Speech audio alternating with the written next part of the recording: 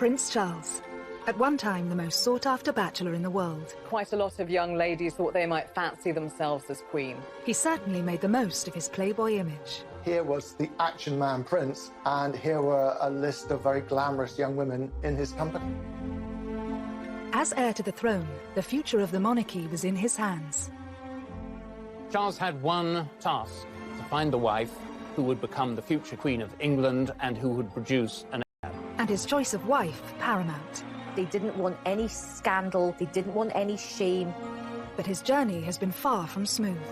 He was regarded as being a bit of a liability because he was in and out of too many beds. Time was ticking, and the world was watching to see who he'd choose. From a romance with his future sister-in-law. I think Sarah would have been right up there as a possible bride. And a marriage proposal to his second cousin. He knew that she would be a suitable match. It would have been a dynastic marriage that pleased everyone.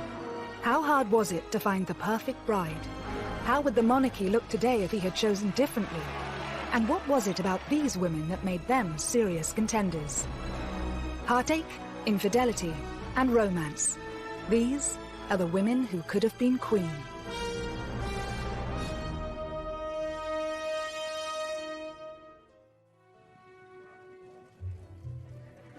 Prince Charles is now the paragon of wedded bliss after tying the knot with second wife Camilla, the Duchess of Cornwall, in 2005. Charles and Camilla's relationship today is serious, committed, stable, and a loving partnership. I think he was always in love with Camilla. He needed her companionship in his life, and he wasn't happy until he had it. Whilst the title Camilla will take is still a cause for debate, one thing is for sure. When Charles finally accedes to the throne, she will be by his side. But Charles's search to find his future queen has been far from easy. Before marrying his first wife, Lady Diana Spencer, the prince spent over a decade hunting for the right woman. Prince Charles found it very easy to find girlfriends to have fun with. He found it very difficult to find a young lady who he could actually marry. Charles set himself a deadline at age 30 to marry. He always knew he would be under immense pressure to choose the perfect bride. In a 1969 interview, he spoke passionately about the challenges of finding her. In my position, you're going to marry somebody who perhaps one day is going to become queen. And you've got to choose somebody very carefully, I think, who could fulfill this particular role. Because people like you, perhaps, would expect quite a lot from him, almost from childhood, that the chief task of his life was to carry on the dynasty successfully. So he had to get the right woman. There were strict criteria that any potential bride would have to meet.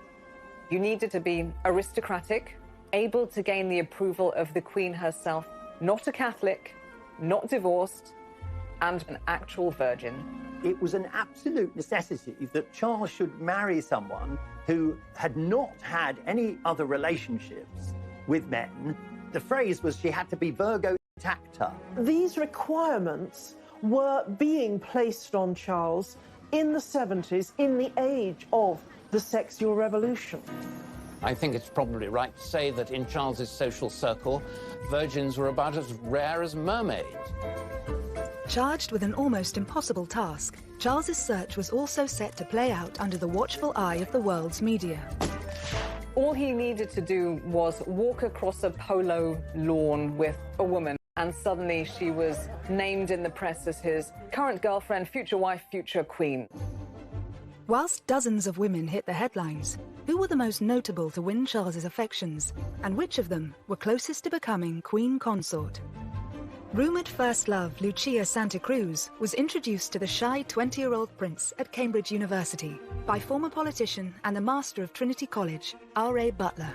Lucia was working for Rab Butler, helping him with his memoirs and his research. She was the daughter of the Chilean ambassador.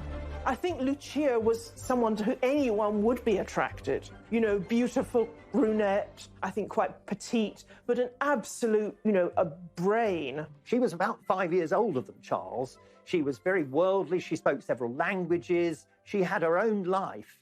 And according to everyone, Charles was immediately smitten. With this amazing young woman, Charles was said to have embarked on his very first love affair.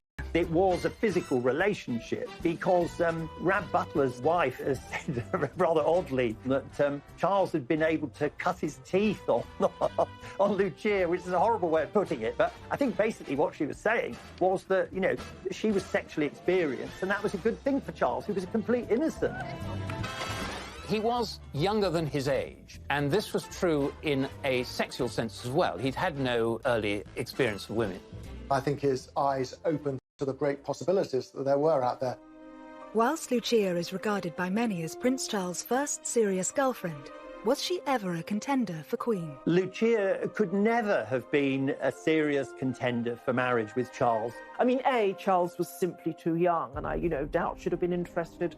But of course, She was Catholic. As heir to the throne and the future head of the Church of England, he could not marry a Roman Catholic. So Lucia was never going to be in the running because of that. As future king, Charles would have to favour duty over passion. It's said that Lucia still remains good friends with Charles to this day, and it's widely reported that she even played matchmaker for his next serious relationship with Camilla Shand, one that would ultimately change the course of his life. she was living in the same block of flats as Camilla and said to Charles, you have to meet this girl. She's, almost the perfect person for you. Camilla was everything that Lucia was, and more, because she was English, she knew the royal family, she moved in the same circles, and she had the same strength, the same motherly qualities that Lucia had, but she had them, to an even greater extent.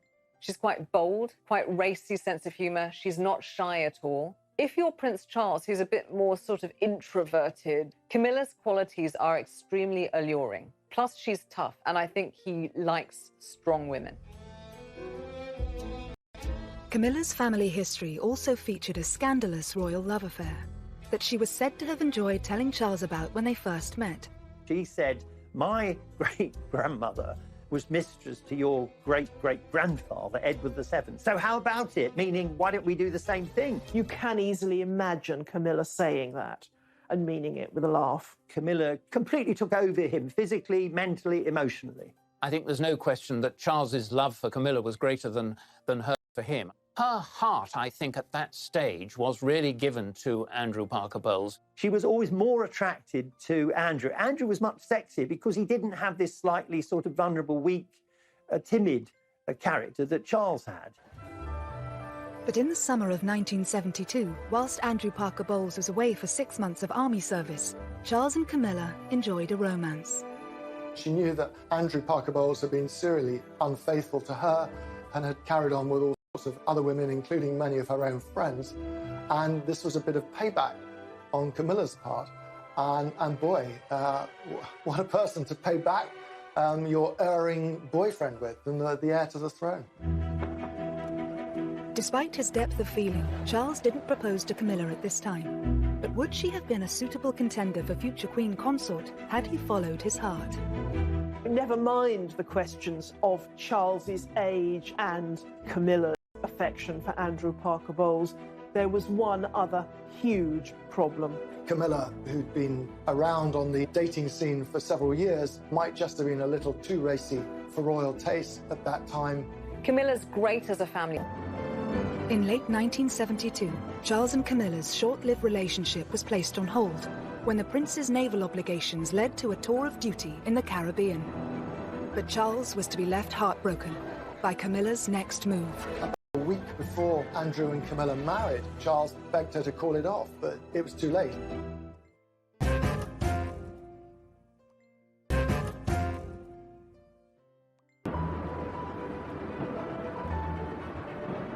Whilst on a tour of duty in the Caribbean, Prince Charles learnt that Camilla Shand and Andrew Parker Bowles were engaged to be married. Charles was devastated, desperately upset. About a week before Andrew and Camilla married, Charles begged her to call it off, but it was too late. Just after Charles heard that Camilla was engaged to Andrew Parker Bowles, he also heard that Princess Anne had become engaged. After losing Camilla and then seeing his much-loved younger sister Anne marrying Captain Mark Phillips, I think he did begin to put pressure on himself to try and find a suitable bride. Charles didn't have to wait long. A week after Anne's wedding, he attended a shooting holiday in Spain, hosted by family friend Arthur Wellesley, the 8th Duke of Wellington. Here, sparks flew for Charles, with a true blue blood. Lady Jane Wellesley was the daughter of the Duke of Wellington, one of our most distinguished and noblest families. She was a very attractive, spirited young woman. She was a journalist, so she was somebody who was independent-minded, wanted to be a career woman, making her own way in the world. No, I'm buying my own lunch. Are you? She and Charles seemed very well matched. I think he did think about her as a serious prospect at that time. Many people thought that she was a huge contender to be the future queen. 22-year-old Jane's eligibility didn't go unnoticed by the press. She was the first young woman associated with Charles that the press picked up on as a possible future princess. They were followed everywhere, and she was followed everywhere. She just found the pressure too much to bear. There was a huge amount of press and media speculation, which actually led her to finally snap, understandably, and say, on the record, do you honestly believe that I want to be queen? This was a problem with many of the aristocratic women that Charles dated. They didn't yearn to be the wife of the heir to the throne because they were already titled. She was already Lady Jane. Why would she choose that when, the downside was that for the rest of her life, the press would follow her everywhere. They'd criticise anything she happened to say inadvertently. It would be a nightmare, and she knew that. As an eligible bachelor, actually his role as prince was off-putting for lots of women. Had the press not helped to scupper this perfect match, how much different would the monarchy have looked today? I think Jane Wellesley would have been a very good queen. As it happens, I think she was sensible, she was intelligent, she was modest. She would have brought to the whole business of being queen much more than Diana did. She was a ticking bomb from the very word go. It was now 1974, and Charles' great-uncle, Lord Mountbatten, had a piece of advice for the 25-year-old prince. Mountbatten was urging Charles specifically that a young man should sow as many wild oats as possible before marriage, but that he should then marry a sweet, innocent girl so she can remain on a pedestal. It certainly looks like he did take that advice. Charles was incredibly close to Mountbatten, and he became one of the biggest influences on the prince's love life.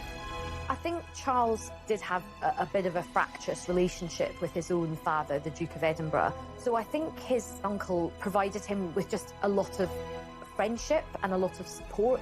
He advised Charles in a very loving, but also very calculating way. He was very much on the dynastic make, and he saw Charles as someone whom he could influence. It helped cement his connection with the royal family. He'd always interfered in royal life and had been doing it for many years.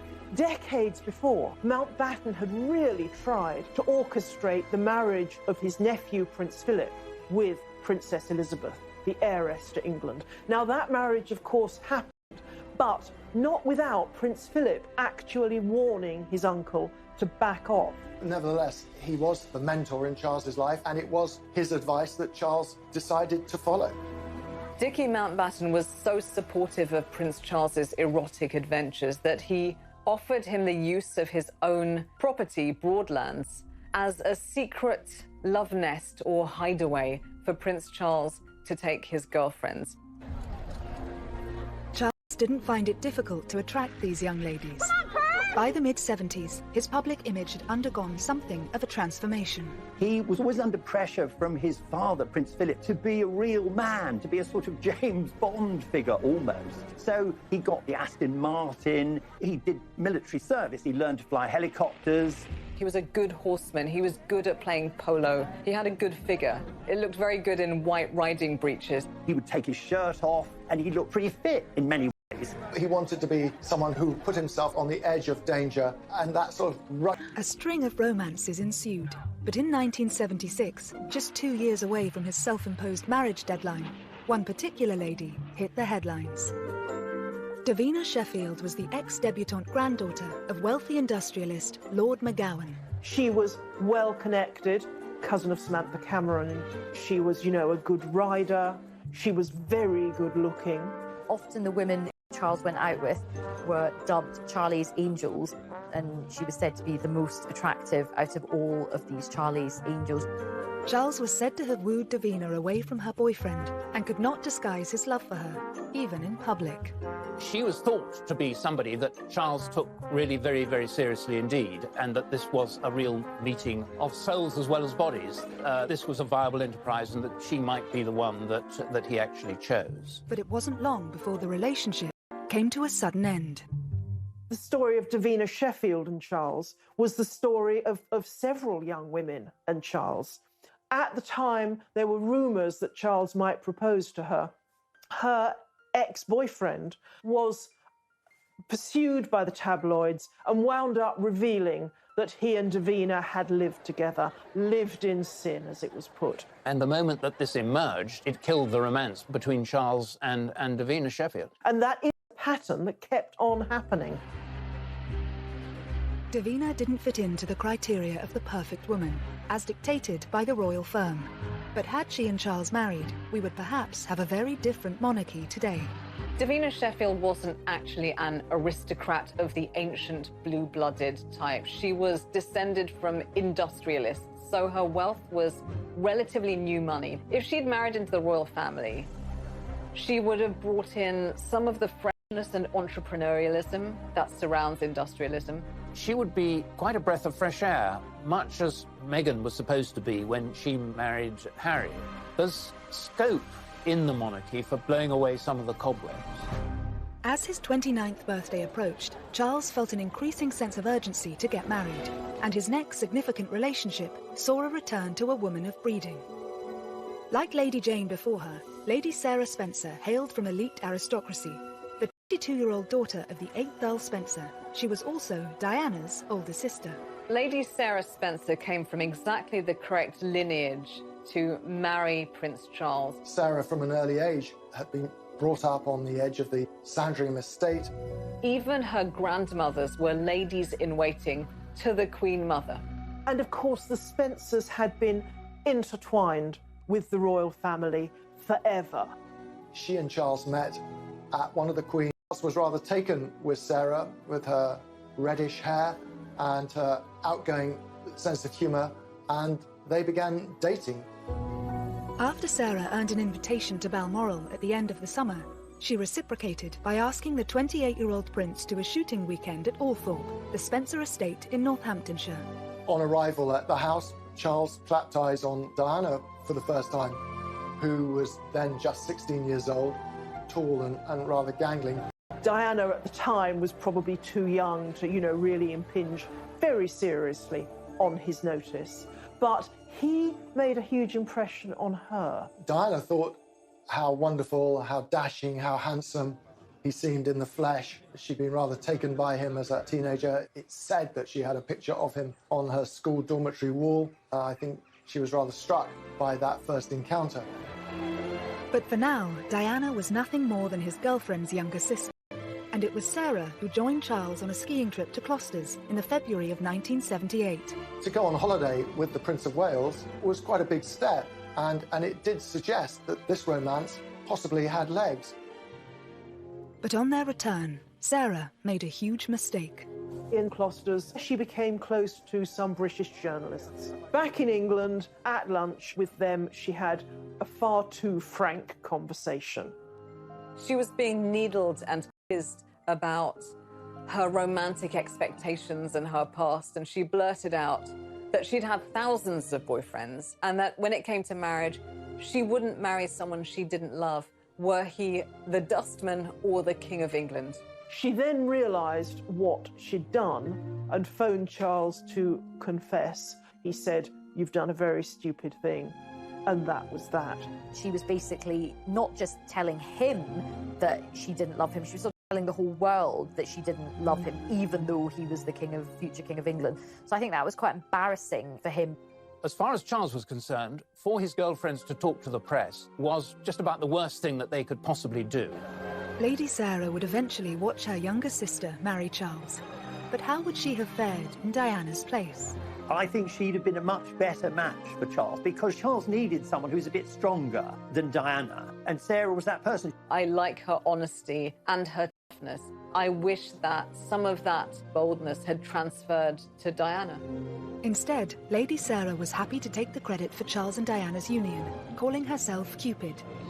But it would be another 3 years before their relationship would begin. In the meantime, Charles would propose to 2 other women.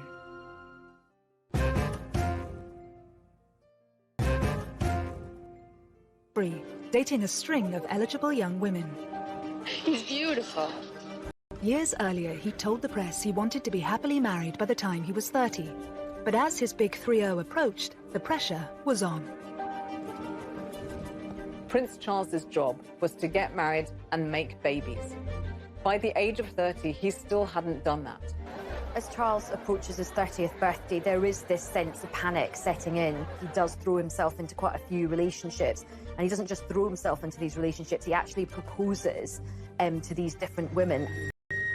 Over the next 2 years, Charles proposed to not 1, but 3 young women. His next love interest, Amanda Knatchbull, seemed to tick all the boxes, and more importantly, had the approval of Charles's romantic mentor, his great-uncle, Lord Mountbatten. But that was hardly surprising. Amanda Knatchbull was the granddaughter of Earl Mountbatten, and she was someone who he had known since she had been a child, of course. She's also Prince Charles's second cousin. So with Lady Knatchbull, he really kept it in the family. Charles was 9 years older than Amanda. Was it pressure from Mountbatten that had once prompted the prince to speak to 16-year-old Amanda's mother about her being a future royal bride? Charles considered it from a very early age, but I think that Mountbatten had sown the seeds. I think Charles, the future king, was, as far as Mountbatten was concerned, he was a pawn. He was a pawn in the dynastic game, and he was a pawn that he hoped would go down the board and become a king, and that king would have as his queen Amanda.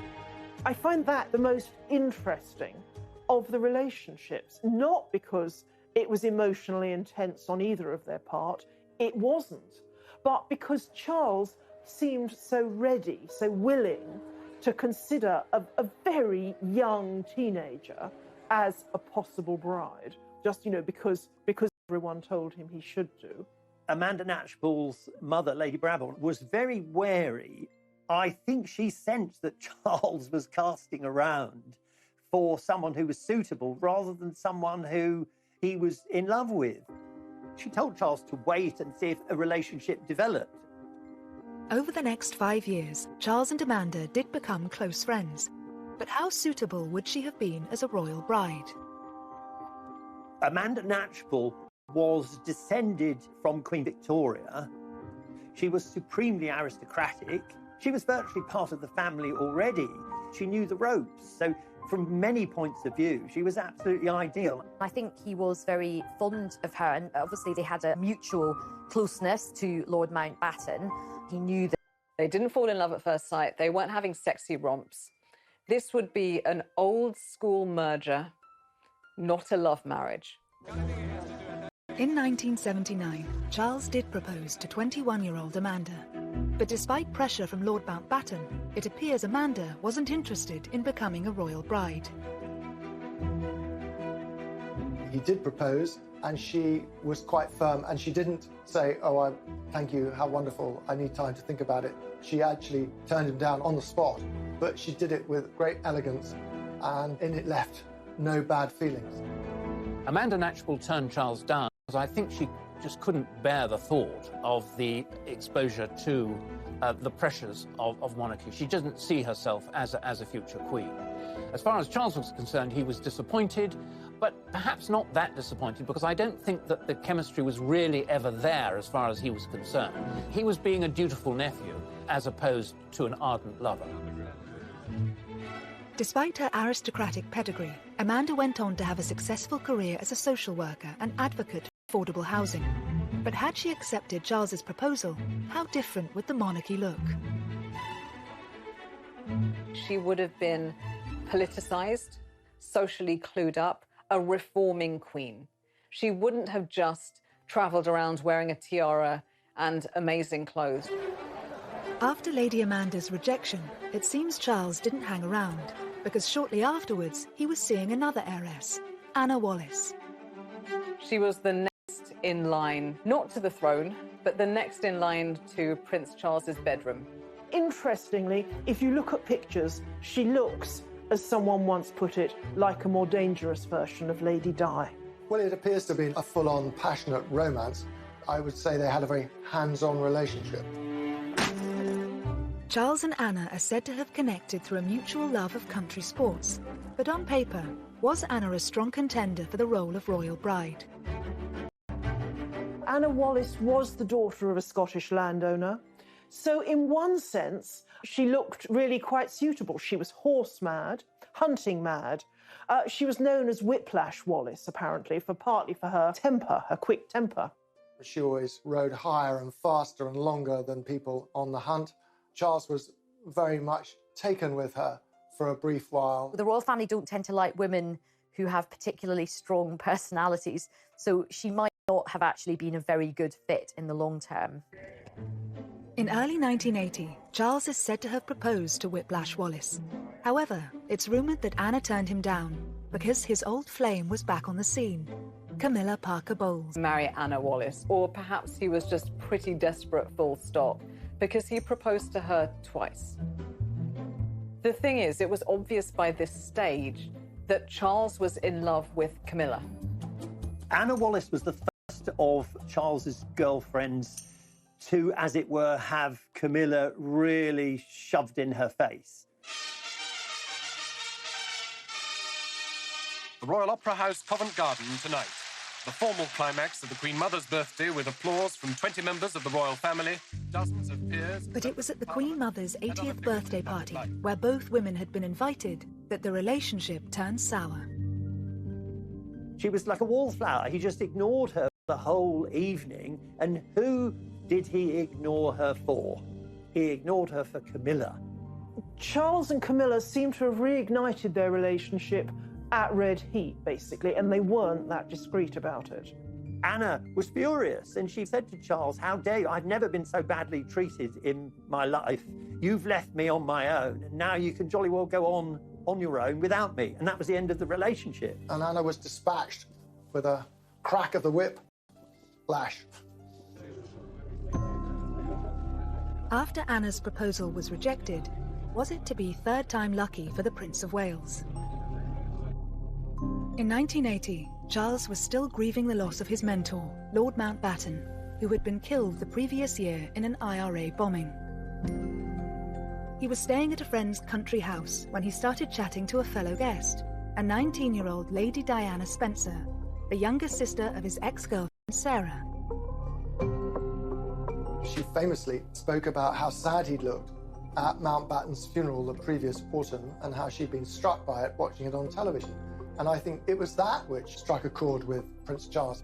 Diana seems very early to have considered herself as a suitable bride for Charles. She's quoted as once having said that, you know, she kept herself tidy on purpose. Diana herself says that that night his hands were all over her. But over the course of the summer of 1980, Charles set about pursuing her with gusto. There was a 12-year age gap between Charles and Diana. So what was it about this particular aristocrat that made her so suitable for the role of future queen? For the senior royals, Diana was an even better marriage prospect than her sister Sarah because she was younger. She hadn't had any boyfriends who were likely to talk to the press. She was from an ancient family with connections with the Churchills and with every other aristocratic family in the country. The Spencers and the royal family had been so close for part of the club. I think the palace and the courtiers thought, she's not going to be any trouble. Oh, the irony. Once the press realised Charles was dating Lady Diana, they didn't leave her alone. Was it this, and pressure from his own family to marry, that prompted him to propose to Diana, reportedly after less than 15 dates? Is there any possibility of any announcements of your marriage in the near future? Can you tell me? Can you tell me if there's any possibility? I'm not going to say anything, please. September 1980, they'd known each other no more than 6 weeks. They hadn't really seen a lot of each other. But the newspapers were already writing about her as, this is the woman Prince of Wales will marry. As soon as the press and the media realized that they were seeing each other, they never left Diana alone. So there was this incredible pressure cooker atmosphere to the thing. All of the eyes of the world were on them. The amount of time they actually spent together from choice as two people getting to know each other and wanting to spend their lives together was absolutely minimal. Warning signs were there to see. On February the 24th, 1981, the Prince of Wales and Lady Diana Spencer officially announced their engagement. But 4 decades on, it's remembered for all the wrong reasons. And I suppose in love. Of course. Whatever in love means. I mean, that means no, by the way. It was such a badly phrased answer, and definitely at the wrong time.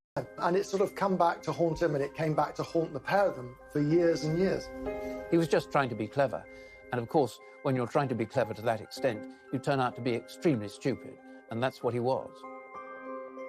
But if Charles was in love with anyone, was it with Camilla Parker Bowles?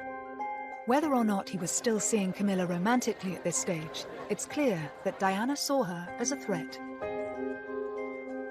All through the engagement, Camilla was a very powerful presence. It's only that Diana was a bit of an innocent that meant she didn't do anything about it. She suspected that Charles was still in love with Camilla, and there are all sorts of straws in the wind. Telephone calls, cufflinks with joined C's, Charles and Camilla, which aroused her suspicions. So from the very start, she felt deeply insecure. Famously, you know, her sisters said to her, "You can't back out now, your face is on the tea towels." There is that sense of this huge public pressure, be letting down a whole nation if they backed out. But the nation did get their fairy tale wedding on July 29, 1981, when at the age of 32, the Prince of Wales married his 20-year-old virgin bride. I pronounce that they be man and wife together, in the name of the Father, and of the Son, and of the Holy Ghost. Amen. Here was the dashing, handsome heir to the throne marrying a beautiful, blushing bride with impeccable pedigree. It was fairy tale-like. But behind the scenes, the reality was less satisfactory, and Charles himself was already beginning to have terrible doubts. She was beginning to be eaten up by jealousy of Camilla. And so the fairy tale wedding, it was sort of Hansel and Gretel, sinister fairy tale, something much more dangerous to the future of the monarchy. As the fairy tale turned sour, Charles risked it all for the woman he loved. There was a poll in a major newspaper that said that between 80 to 90% of people felt that Prince Charles's behavior had significantly damaged the monarchy and would significantly damage it going forwards.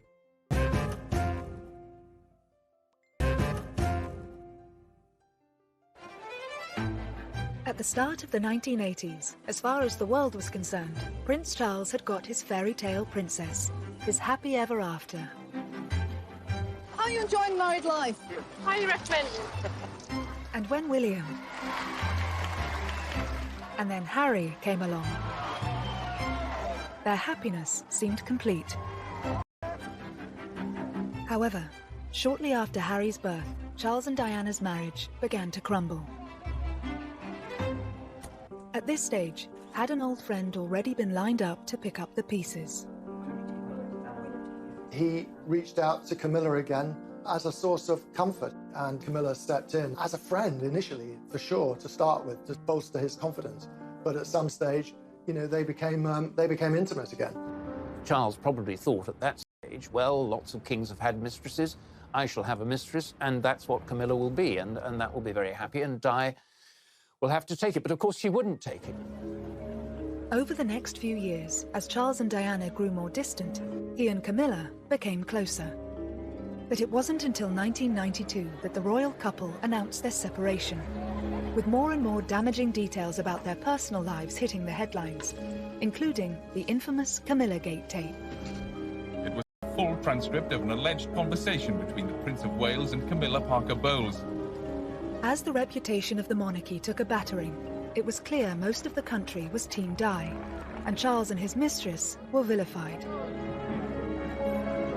The public were absolutely furious as the marriage of Charles and Diana broke down, and they began to wash their dirty linen in public because people felt, and quite understandably, that Charles was in the wrong.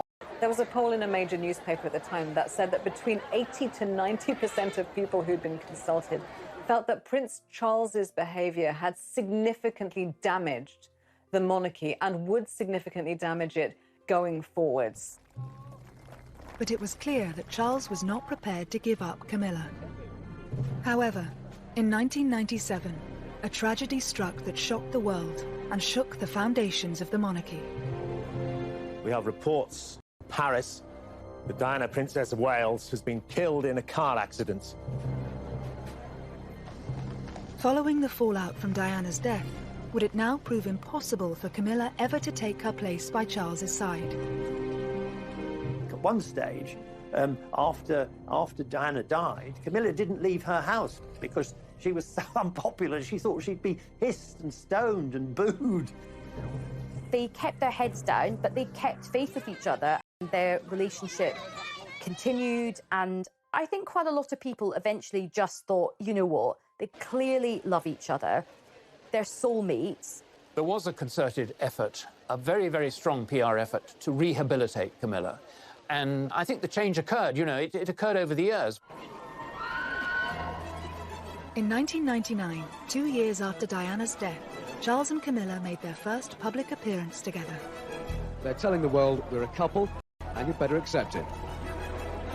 Despite going public as a couple, why did Charles wait another 6 years before marrying the woman he'd loved for more than 3 decades? He was basically marrying his dead wife's nemesis, so I can understand why he was probably cautious about it, but I think they handled it very skillfully and very sensitively, and so when they were ready to get married, the public were not just okay about it, the public actually were very warm towards the couple. What changed, of course, was his parents' intervention. They had been none too keen on Camilla for a long time, but there was a pressing argument that the Prince of Wales should have a wife because Charles could come to the throne with a mistress but no wife, and it would be quite difficult for him. Ceremony. As head of the Church of England, the Queen did not attend. But she and hundreds of other guests were at the blessing afterwards, held at St George's Chapel, Windsor.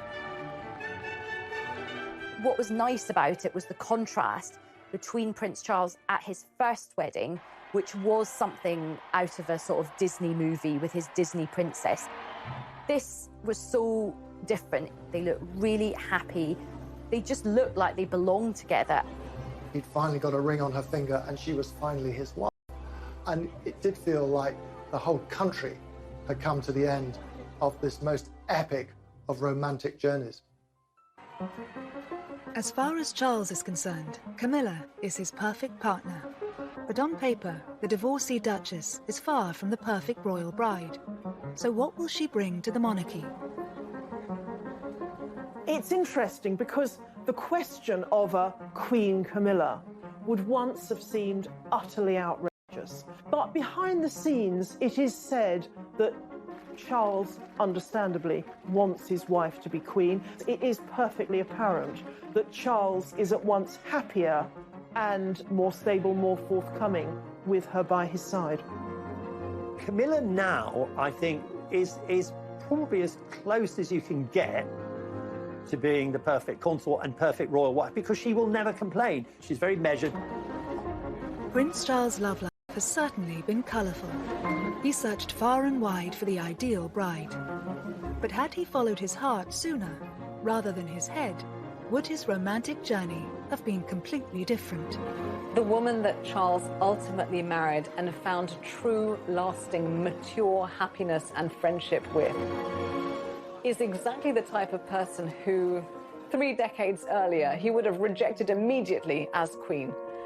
Charlie's angels, as they were called, I think they've been very important in making him realise that actually hunting for the perfect person is not a good idea, because if you're actually out there desperately looking, you make mistakes, you try too hard. And so I think he's learned that the grass is not always greener, and he was always better off with the first woman he loved anyway.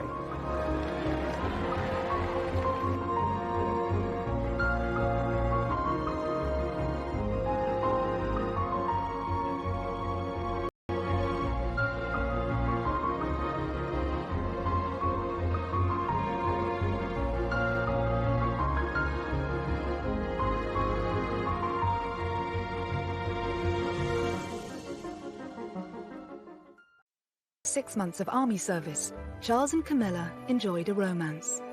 She knew that Andrew Parker Bowles had been serially unfaithful to her and had carried on with all sorts of other women, including many of her own friends. And this was a bit of payback on Camilla's part. And boy, what a person to pay back your erring boyfriend with, and the heir to the throne. Despite his depth of feeling, Charles didn't propose to Camilla at this time. But would she have been a suitable contender for future Queen Consort had he followed his heart? Never mind the questions of Charles's age and Camilla's affection for Andrew Parker Bowles. There was one other huge problem. Camilla, who'd been around on the dating scene for several years, might just have been a little too racy for royal taste at that time. Camilla's great as a family.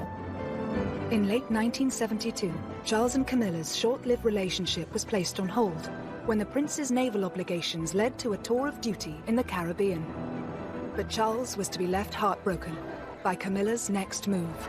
A week before Andrew and Camilla married, Charles begged her to call it off, but it was too late.